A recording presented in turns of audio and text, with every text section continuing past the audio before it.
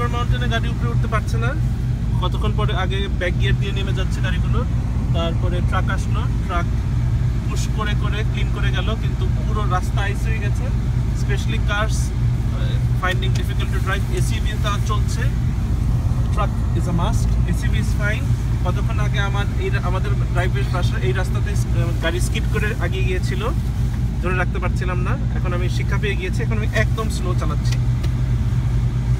আমরা এখন লোয়েসে যাচ্ছি propane tank and backup heater কিনতে, সো দ্যাট কোনো কারণে যদি পাওয়ার ফেলিয়ার হয় আমরা প্রিপেয়ার থাকি, কারণ বাসায় মুস্কান আছে।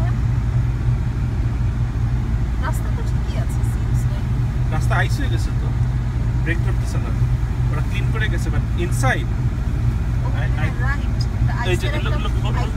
রাস্তায় একটা আইসের বোর্ড পড়ে আছে।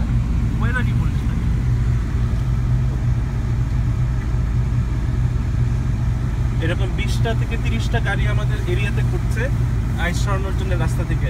লোয়েসে গিয়েছিলাম কতক্ষণ আগে গ্রসারিতে, লোয়েসের অবস্থা খুবই খারাপ, পুরোটা ঠেকে গেছে, কিছু দেখা যাচ্ছে না। আমাদের দোকানে তো লবণ ছিটানো হয়েছে, আমাদের দোকানে কন্ট্রাক্ট দেওয়া, নিজের এসে করে দিয়ে যাচ্ছে পুরো ঘন্টায় ঘন্টায়।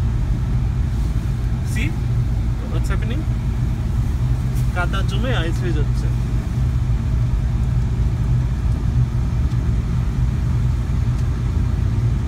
Road is extremely slippery. I'm driving 4-wheel drive with on second gear only. Can't go beyond that.